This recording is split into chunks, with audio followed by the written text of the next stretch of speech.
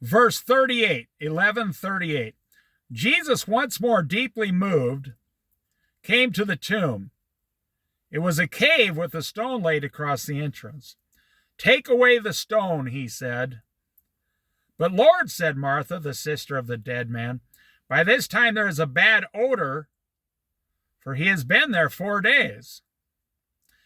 Then Jesus said, they didn't put everybody under the ground back then.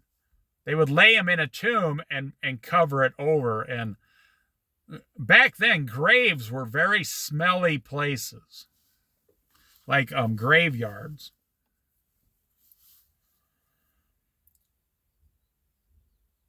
"But Lord," said Martha, the sister of the dead, "by this time there's a bad odor, for he has been there 4 days." Then Jesus said, "Did I not tell you that if you believe, you will see the glory of God?" Now this right here is amazing. What is Jesus asking you to do in your life today? It's very simple. Believe in him. That's it. Let him create your life while you believe in him and follow him. You see, the disciples lived an incredibly great life because they followed Jesus. They didn't make the plans. They didn't make the rules. They only followed Jesus. What is Jesus asking you as a Christian in 2025? To believe in him. That's it. Just believe. He's not asking you to believe in yourself. He's not asking you to really do anything. He's not asking you to save a lot of money, invest into houses, buy a car. He's asking you to stand still and believe in him. See, when you get a house and a car and credit cards and a student loan and all these things, your life has to go down a certain road. And you can't walk with Jesus, because you're on a different road, a financial road, the wide road to destruction. You might be a believing Christian, but now you're financially a slave, and so you have to walk that wide road in this world of destruction, finances, profits, profits, profitability. No. When you walk with Jesus, and very few people do this today, Jesus takes care of everything.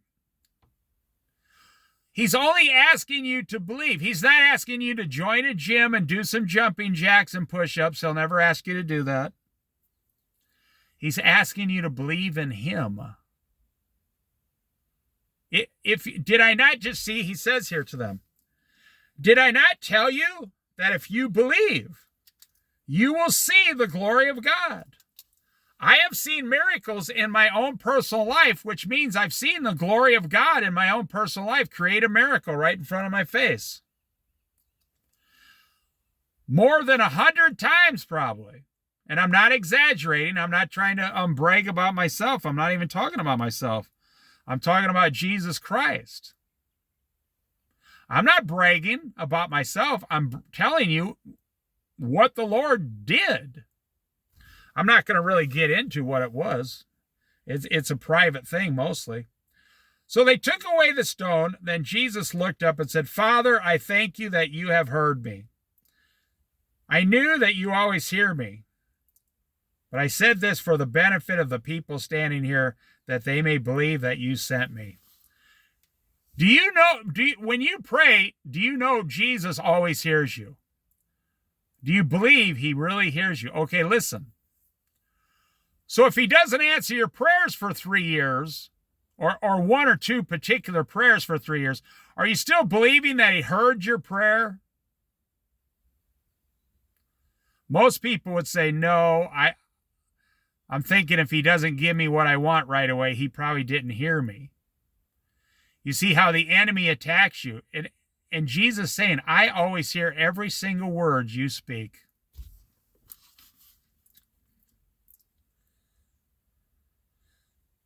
When he had said this, Jesus called out in a loud voice, "Lazarus, come out. Lazarus, come out. Lazarus, come out." The dead man came out, his hands and feet wrapped with strips of linen and a cloth around his face. Jesus said to them, "Take off the grave clothes and let him go." Just like that. I just explained the last three, this Bible study and the previous two ones. Jesus is in control of every single thing at all times. But you want to be in control of your life. And your punishment is you suffer for it. You suffer by working 40, 50, 60 hours a week. Let me tell you a quick story. You know, Dale Carnegie, he made like $2 million. I don't have the specifics correct, but he made like $2 million. Now, this is a long time ago in the 40s or whatever. He made $2 million by the age of 25. And he vowed to never work more than 3 days a week and enjoy life. And I can't remember his name, but the guy back in the 30s and 40s who owned all the airlines, he made $1 billion in his lifetime. And he was said, and he did everything alone. He went mentally crazy. Can you imagine having $1 billion in 1940 and 50? Wow. And they asked him something about his money, and he said, $10 billion would not be sufficient payment for how much I've suffered in this world trying to make money. He said it completely destroyed his entire life, mentally, physically, psychologically, and spiritually. And then he lost most of what he had. The government sued him and took half of what he had. But Dale Carnegie, he went out and did something that the Bible tells you to do. He started a think tank of other men and believers and things. He started a think tank. And they all got together and gave all their ideas to each other. Their lives got easier. They ended up with $50 million by only working 2 or 3 days a week and investing into things that would help people and make a profit. How do you explain that? How do you explain that Jesus is going to get way more done than you ever are? But you see, you're still going to try. You're still going to go out there and want to do it. And then it gets into now they plot to kill Jesus. Therefore, many of the Jews who had come to visit Mary and had seen what Jesus did believed in him. But some of them went to the Pharisees and told them what Jesus had done. They're tattletales. Then the chief priests and the Pharisees called a meeting of the Sanhedrin. Now I'm going to end here. Let me tell you this.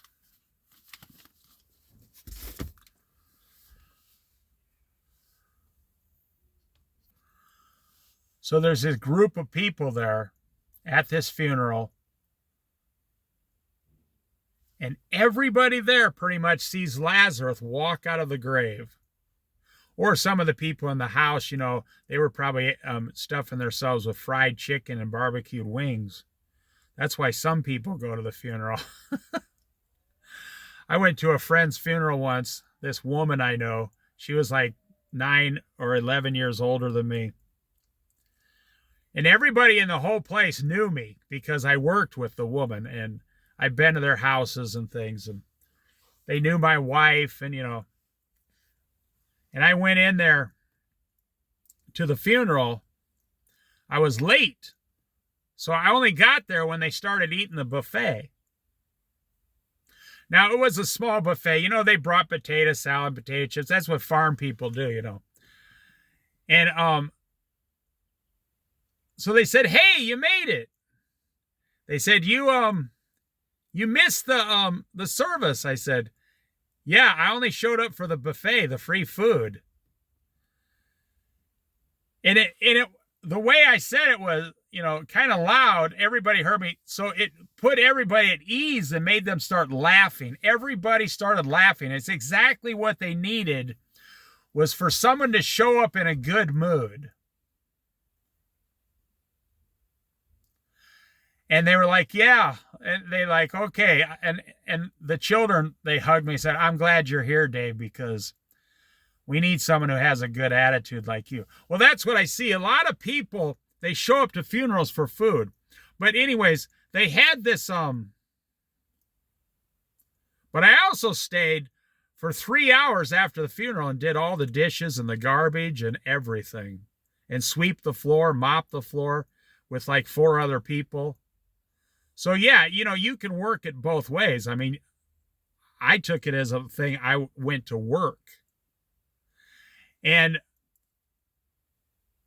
so here's these people. They see Jesus bring this dead man out of the grave. Now this explains all of Christianity in 2025. They're standing there. They see Jesus bring a dead man out of a grave. I love living in a small town. These 2 old ladies just walked by and waved at me. They don't know me. I don't know them. It's a friendly place. Small towns are the only way to go. You have to live on, less than $2,000 a month, and you have to work at jobs that don't pay very much, but the rest is paradise. Everything else is paradise. So Jesus is there, and all these people are there. I don't know, let's say a couple hundred. It might only have been 50, but let's just say 100 or 200, whatever. And the dead man walks out of the grave after Jesus said, walk out of the grave. They all saw it with their eyes. And what does it say? This describes Christianity in the last 2025 years.